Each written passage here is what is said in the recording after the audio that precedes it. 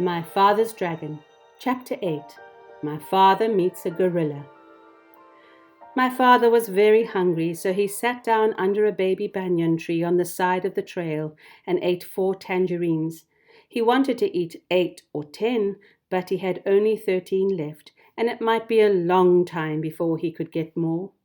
He packed away all the peels and was about to get up when he heard the familiar voices of the boars. "I wouldn't have believed it if I hadn't seen them with my own eyes, but wait and see for yourself.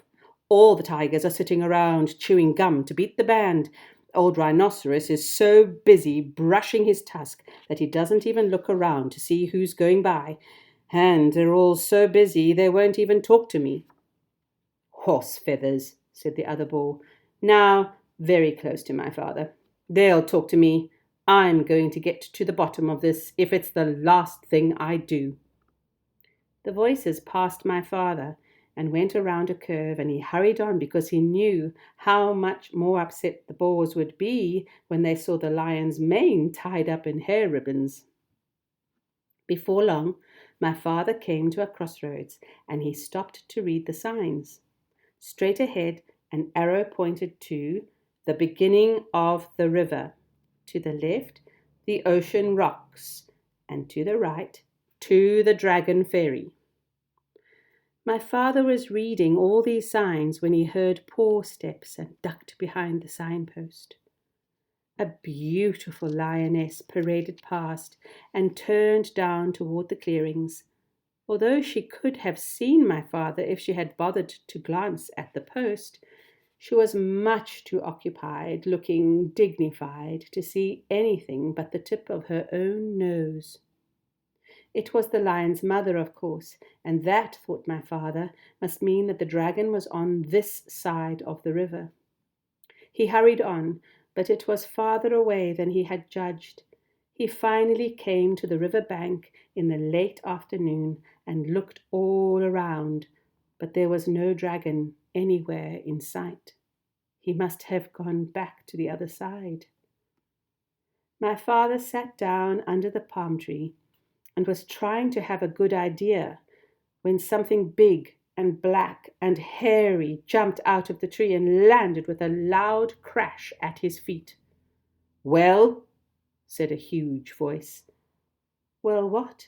said my father, for which he was very sorry when he looked up and discovered he was talking to an enormous and very fierce gorilla. "Well, explain yourself," said the gorilla. "I'll give you till 10 to tell me your name, business, your age, and what's in that pack." And he began counting to 10 as fast as he could.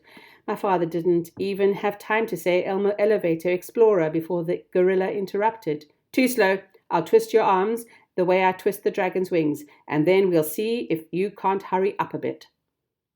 He grabbed my father's arms, one in each fist, and was just about to twist them when he suddenly let go and began scratching his chest with both hands. "Blast those fleas," he raged. "They won't give you a moment's peace, and the worst of it is that you can't even get a good look at them.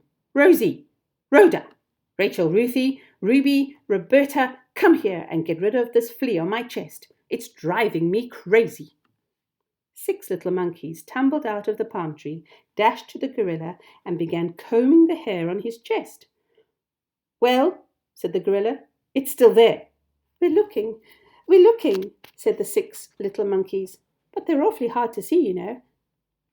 "I know," said the gorilla, "but hurry, I've got work to do," and he winked at my father. "Oh, gorilla," said my father, "in my knapsack I have 6 magnifying glasses. They'd be just the thing for hunting fleas." My father unpacked them and gave 1 to Rosie, 1 to Rhoda, 1 to Rachel, 1 to Ruthie, 1 to Ruby, and 1 to Roberta. "Why, they're miraculous," said the 6 little monkeys. "It's easy to see the fleas now, only there are hundreds of them." And they went on hunting frantically. A moment later, many more monkeys appeared out of a nearby clump of mangroves and began crowding around to get a good look at the fleas through the magnifying glasses.